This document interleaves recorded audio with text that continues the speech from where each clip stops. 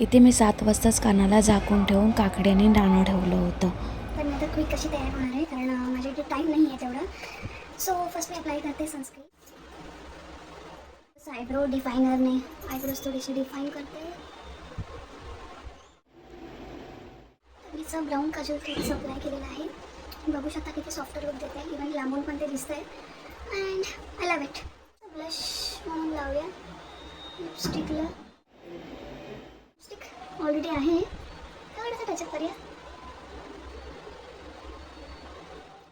बघू शकता जास्त काही नाही गेलं आहे मी, पण तरी पण ठीक दिसतं. फेस एवढा पण वाईट नाही दिसत आहे. आज मी हेअर माझे वॉश केले होते त्याच्यामुळे थोडेसे असे दिसत आहेत ते मेसी.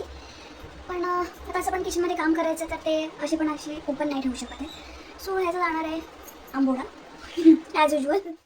मला टाईमवरती रबर नाही मिळणार, तो पण एक मोठासा इश्यू आहे लाईफमध्ये. पण काय करू शकतो, शोधावं लागेल.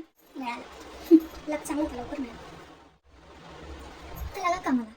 इथे मी आपल्या लाडक्या कानासाठी त्यांचा आवडता भोग पंजिरी बनवत आहे. त्यासाठी मी मखाना, सुकं खोबरं, ड्रायफ्रूट्स हे रोस्ट करून घेतले आहेत घीमध्ये आणि त्यामध्ये नंतर रोस्ट करून धणे पावडरही टाकली आहे आणि पिठी साखर मिक्स करून अशी ही आपली पंजिरी रेडी आहे.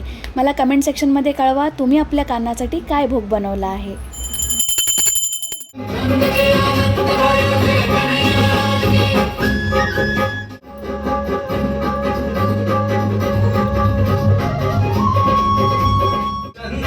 शोभा है भारती